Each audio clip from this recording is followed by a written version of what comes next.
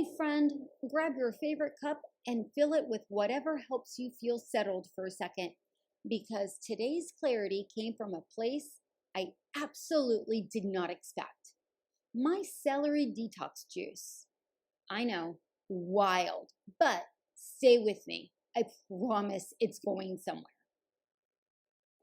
So a while back, I was in my kitchen prepping my celery juice, my go-to for an internal digestive rinse.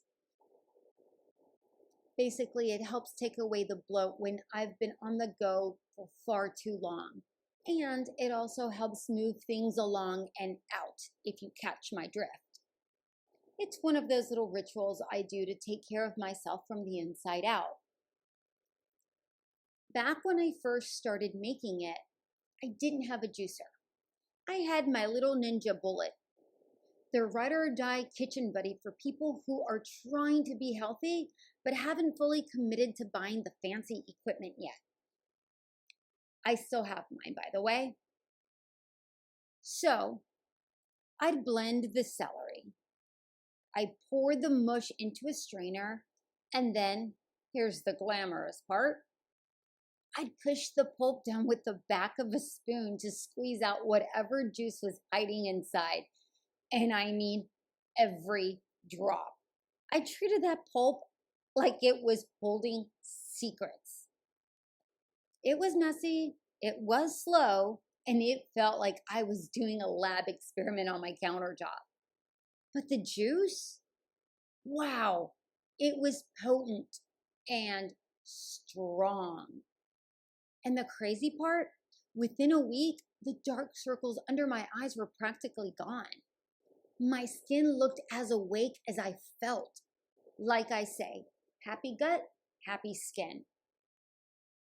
Then, out of nowhere, I received a juicer in the mail. I thought Amazon had made a mistake, but no. The box, in fact, had my name on it. My cousin Iris, the queen of thoughtful gifts, sent it to me. She saw my post on celery juice detox and thought it would come in handy.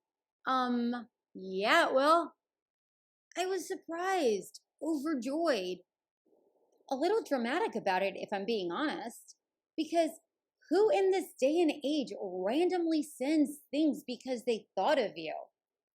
That's for another episode. But for now, let me tell you, the first morning I used that juicer, I understood why people rave about it. So fast, so easy, no more spoon pulp torture session. The juice poured out smooth and plentiful. I felt like a real adult for a moment. But the thing is, the juicer left a lot of pulp sitting in the chamber. I mean, a lot. I stared at it like, well, this feels wasteful. But also, I'm not doing all that pressing again. We evolved past that.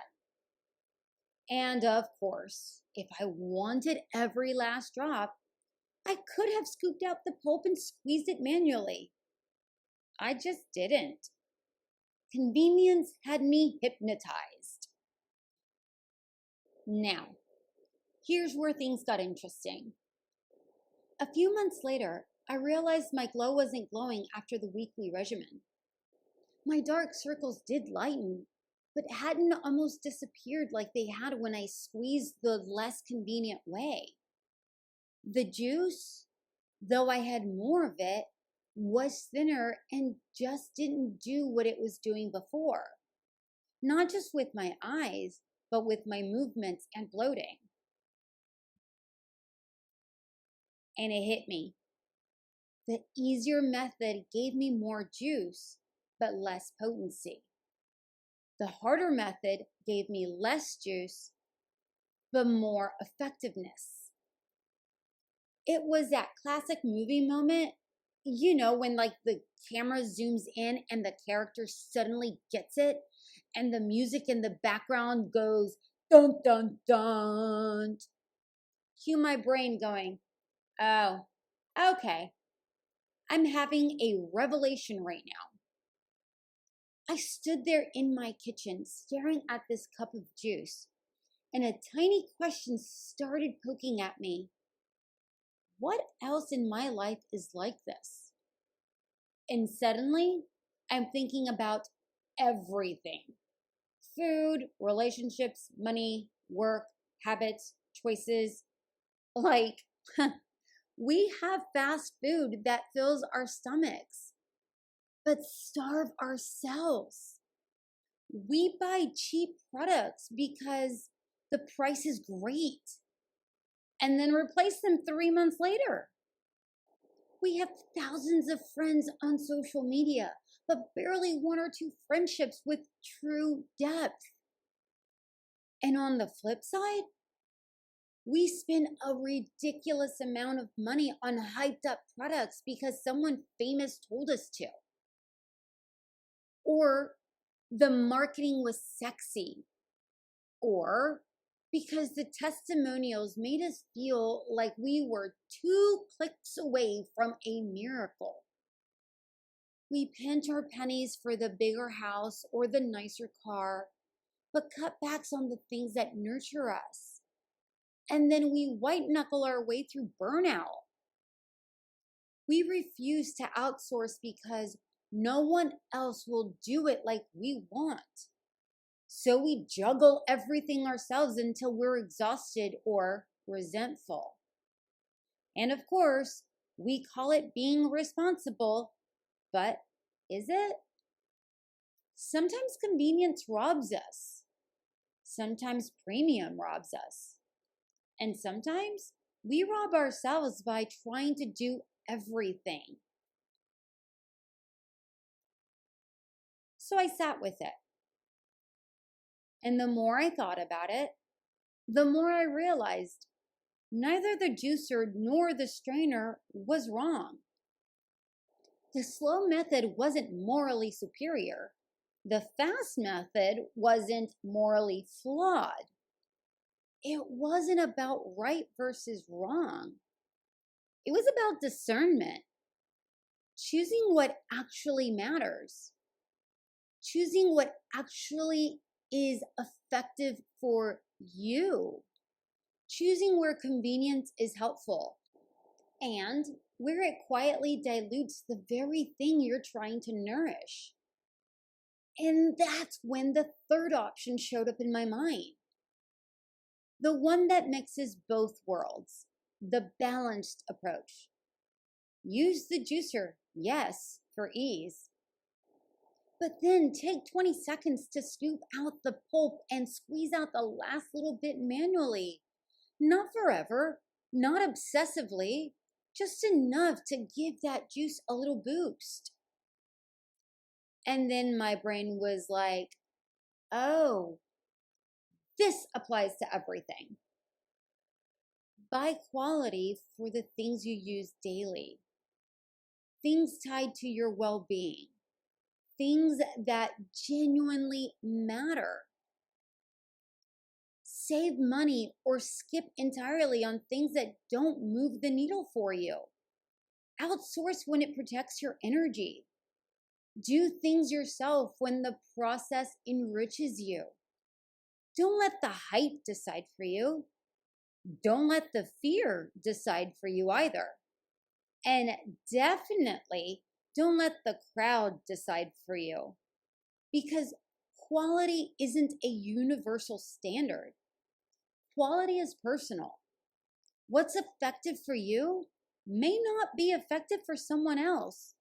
And that's okay. So, my little celery juice moment ended up whispering something important. Not everything convenient is low quality. Not everything hard is high quality. Life isn't that clean cut. What matters is recognizing what actually works for you, your body, your energies, your values, and then giving those places just a little extra squeeze. Not perfection, not extremes, just intentionality. Here's your sip of the day. The sweet spot isn't in convenience or difficulty.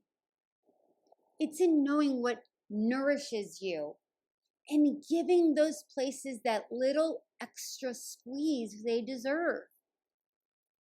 All right, friend, that was today's tiny aha moment.